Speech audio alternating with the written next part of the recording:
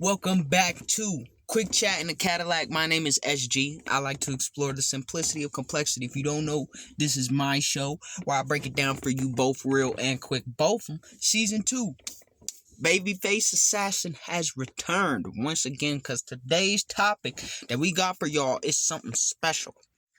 Today's topic is about cleanliness because you know what they say. Cleanliness is next to godliness. And we talking energetically here, but of course physically too. So wipe your ass and wash your ass.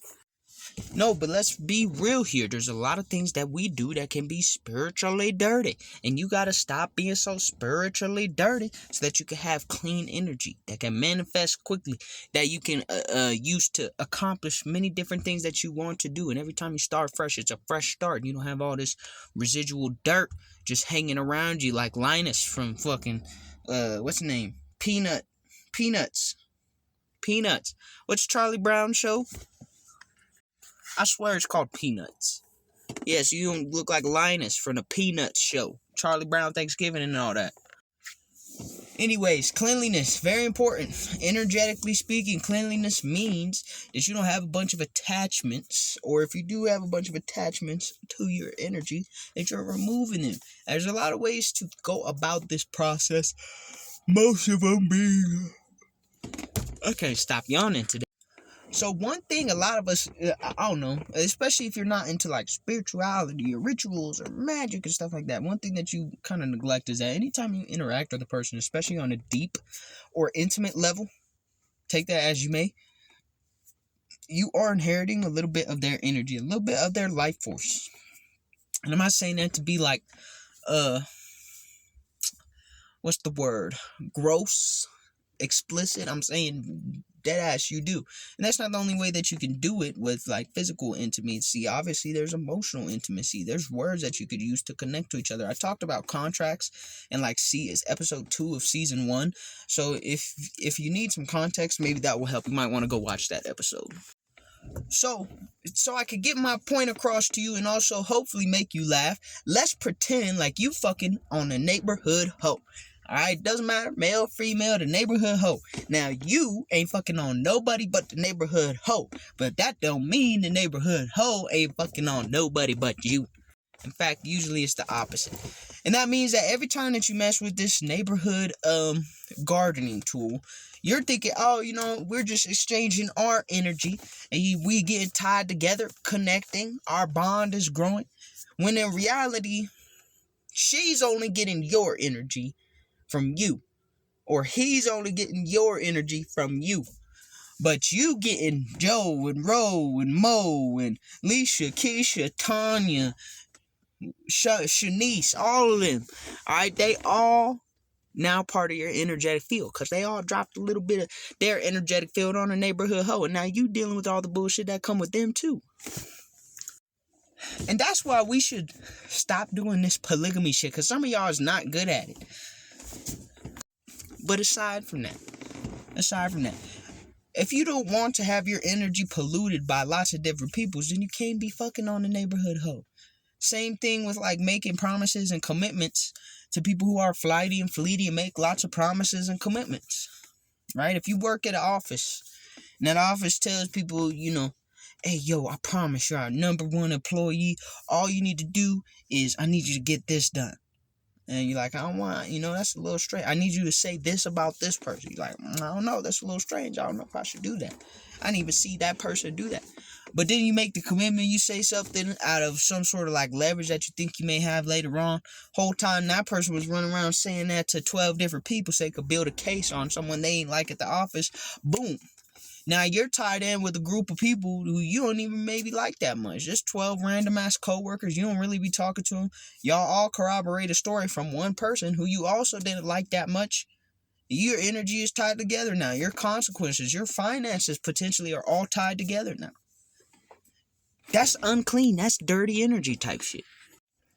And so those are two very easy to understand real world examples. It could be even people who try to put, you know, dirt on your energy through the food that you eat. So you gotta be careful with this shit, bro, because it really get deep. But if we remove it from all the spiritual side, I'm telling you right now, the reason that it's good to keep your energy clean is because it'll move It'll allow you to move more intentionally focused on you, what you desire, what you're looking to accomplish, what you can accomplish, what you already have accomplished, how you feel right now, what you need to do to feel better, or how you can cope in the future with feeling worse. All those things are already enough to focus on. If your energy is unclean, you'll be focused on so much more irrelevant shit that really doesn't matter in the grand scheme of things, but they're used as distractions.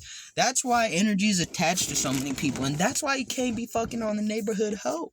Okay, because the neighborhood hoe at the end of the day is a distraction. Unless you fucking on something, you ain't getting no level of attachment to them, which science would tell you is impossible.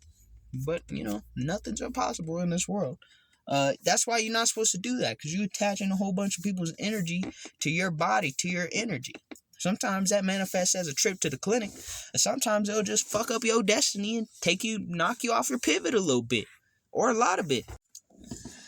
So, in reality, the most important thing for you to do is keep your energy clean and be intentional. When you speak to people and they're trying to make some sort of energetic connection between you and them, whether it's some sort of physical intimacy or spoken contract or some shit like that, be very open.